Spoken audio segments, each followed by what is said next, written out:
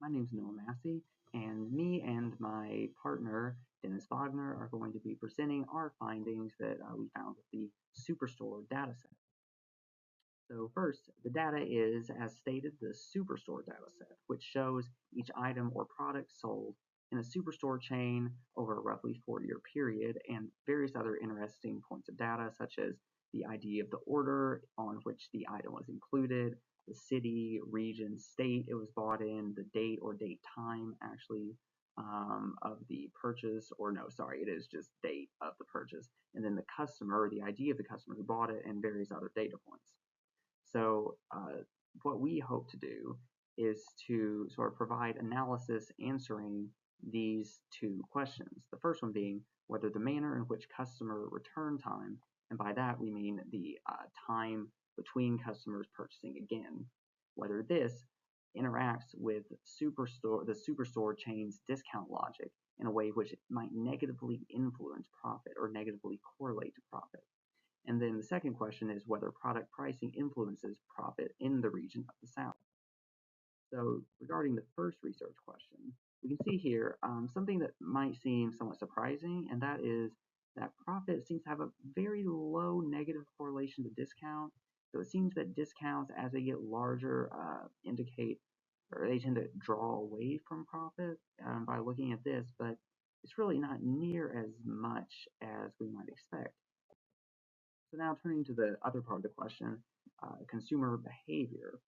This is the amount of days for customers who have made multiple purchases, the normal amount of days between the orders. So we can see that customers who make multiple purchases tend to purchase fairly close together. Now here, looking over time, this sort of complicates the picture of the correlation between discount and profit. We can see that on a yearly level, they move actually opposite to one another, which indicates that discounts aren't very good for profit. And so this allows us then, these are screenshots of two different states of a interactive plot, which allows us to look at different regions and what the correlation is on a monthly basis. So now with this, we might want to know, well, okay, discount might eat away at profit a little bit, and that's to be expected, but does it drive customer engagement? So do customers tend to come back more often, more frequently with higher discounts? And from here, we can see that the discount as it rises, it doesn't seem that customers come back too much more at all, really. I mean, most orders happen with lower discounts, which again is to be expected, but it doesn't seem to really correlate to customer return time. And here we can see that actually orders with discounts above a certain amount are almost never profitable, and that customers who return when they have just recently purchased, they tend to make bigger purchases. And that's what this size indicates, meaning that if they make bigger purchases, then discounts will kind of negatively impact that. And so that's something to watch out for when I think for the superstore chain, when they're trying to say, like, when are we giving out discounts? Well, maybe if a person just recently purchased, you don't want to kind of provide discounts for them if you can find a workaround for that. And so this shows discount and profit by subcategory. And so this just gives kind of the types of products which are having the biggest discounts, as well as the general spread distribution of discounts.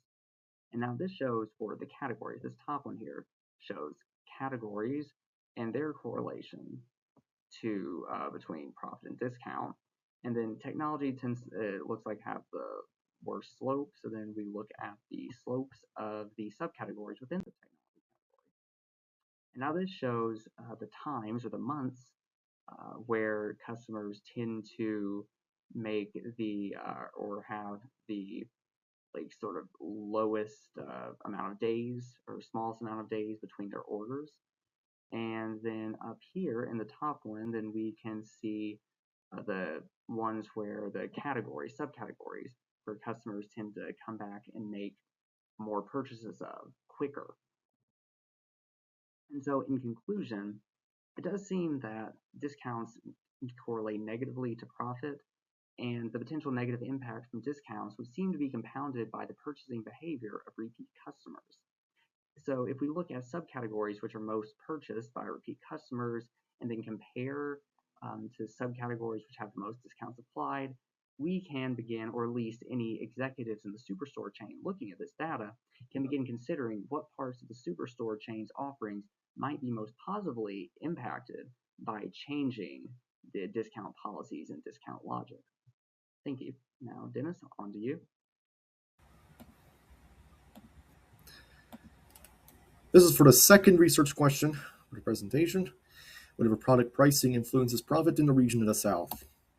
In general, we have a positive correlation. The more expensive a product is, the more profit that we generally make from it. There is a general catch to this that we will see later.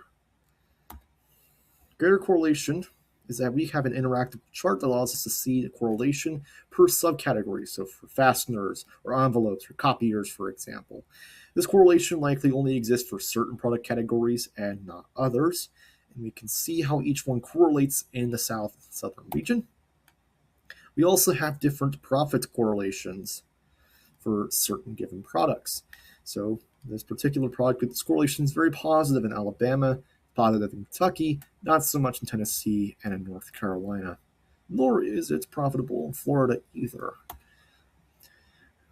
Typical product prices. The vast majority of products, or quantity of which, are generally low priced. Given that high price products correlate well with profit in certain but not all states, perhaps we could roll out products to take advantage of that demand for them and our ability to make profit off of them. And this is the catch I was mentioning earlier. In particular, there are some products that we have very high profitability that are high priced from that we only have a very limited number of sales. The top selling product has only been sold twice, and we made profit off of it once. This indicates the profit is highly susceptible to the influence of extreme outliers and might generally weaken our supporting claims for a positive correlation. We can also take a look back at historical profit across different times. So for some products, we have generally a lot of entries, a lot of quantities sold, and generally tends to flatline.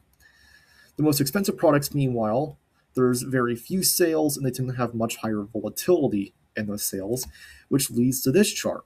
Higher prices and have more spread, and which is indicated by the error bars in this box plot.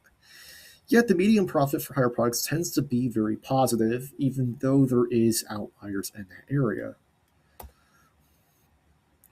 As for the highest profit products sell in larger quantities, it's a very modest positive correlation to profit.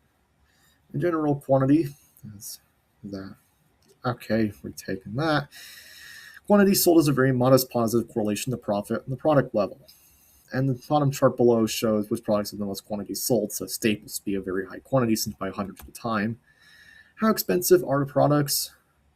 And in general, you get to see that it has different distributions.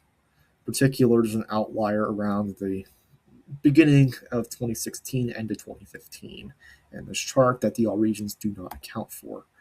And then also, what products we sell will influence the sale of others, which we have this correlation chart below, which you can take a look at. We also see which subcategories tend to sell well together, so someone might buy fasteners with machines or something, or so on and so forth. In conclusion, higher price higher price products correlate positive profit. Such products are sold in smaller quantities, and by looking at quantities sold, which includes the most reliable products, comparing this to the highest product profit, we begin to account for this volatility. And by looking at which types of products sell well together, we can do further analysis on whether relative spatial placement of products within stores negatively correlates to the sales of certain products, and if this might affect the sales of certain high-priced products. We also made an executive dashboard as part of the project requirements, which can be viewed further in the code that we left for the project, as well as date and regional filtering for interactable charts, and dashboard with dates and regions changed. So my apologies, this change actually only goes for dashboard so that you can see across different periods of time. And that is it for the second research question.